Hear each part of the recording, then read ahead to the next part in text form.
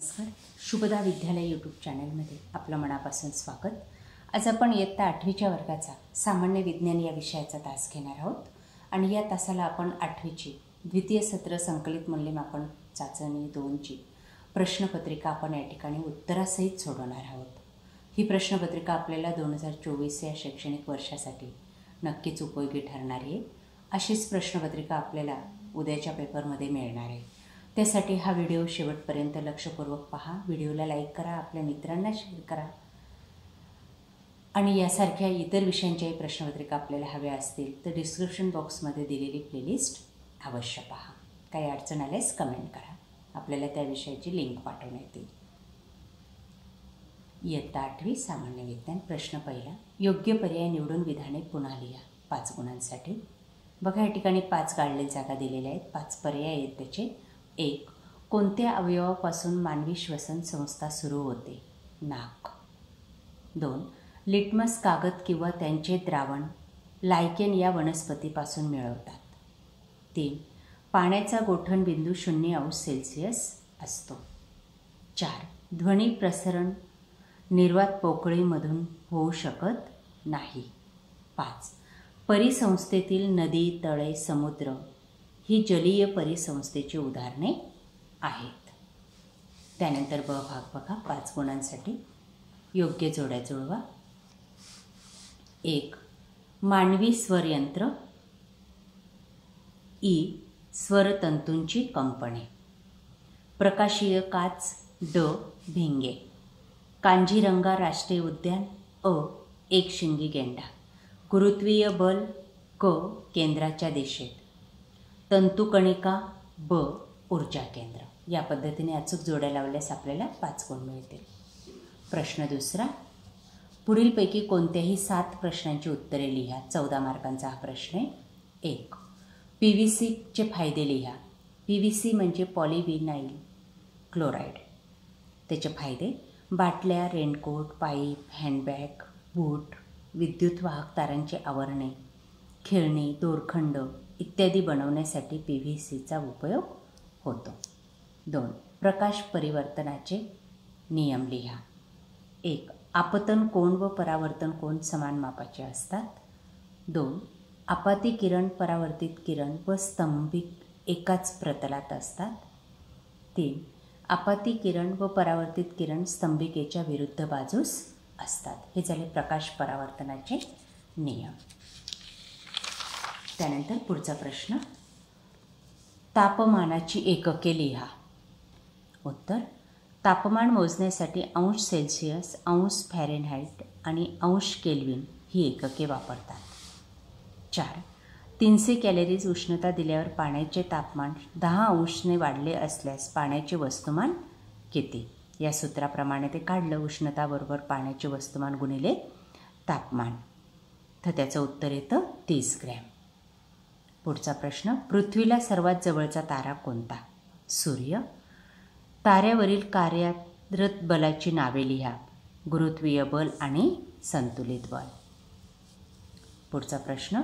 Calorie मापीची नामनिर्देशक आकृती काढा. आपल्या पाठ्यपुस्तकात ही आकृती आहे, ती आकृती आपण काढायची आहे. पुढचं. शास्त्रीय कारणे द्या. परिसंस्थेतील वनस्पतींना उत्पादक म्हणतात. कारण.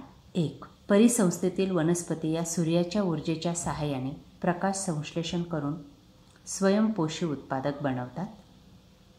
2. हरित वनस्पती आणि शैवाल ही प्रकाश संश्लेषणाद्वारे पर्यावरणातील असेंद्रिय पदार्थापासून स्वतःचे अन्न तयार करतात.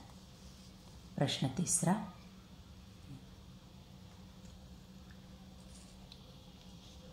फरक स्पष्ट करा. धमनी आणि नीला. धमनी. धमन्यांच्या भित्तिका जाड असून लवचिक असतात. नीला. शिराच्या भित्तिका पातळ असून जास्त लवचिक असतात. धमन्या शरीरात खोलवर स्थिर असतात व त्यांना झडपा नसतात. शिरा त्वचेखाली स्थिर असतात, त्यांना झडपा असतात. 3. धमन्यांमध्ये रक्तदाब जास्त असतो तर शिरांमध्ये रक्तदाब कमी असतो. या पद्धतीने फरक लिहिल्यास आपल्याला 2 गुण मिळतील. पुढचा प्रश्न. पुढील सूत्रावरून त्यांची रासायनिक नावे लिहा. कॅल्शियम हायड्रॉक्साईड, हायड्रोक्लोरिक आम्ल, पोटॅशियम हायड्रॉक्साईड, सल्फ्युरिक आम्ल, सोडियम हायड्रॉक्साईड आणि अमोनियम हायड्रॉक्साईड. 3. ध्वनिक्षेपकापासून ध्वनी निर्मिती कशी होते? आपण मायक्रोफोनमध्ये बोलतो तेव्हा निर्माण झालेल्या ध्वनीमुळे त्यातील तारेचे कुंतल कंप पावते. चुंबकीय क्षेत्रात ठेवलेले हे तारेचे कुंतल कंप पावल्यामुळे विद्युत निर्मिती होते. ही विद्युतधारा ध्वनिक्षेपकाकडे जाते.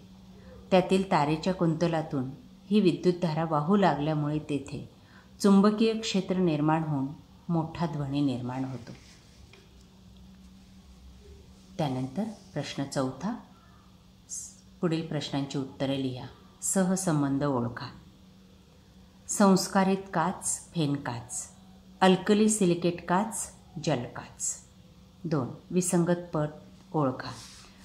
Neutrophil, ग्लोब्युलिन्स, albumin, प्रोथिलिन.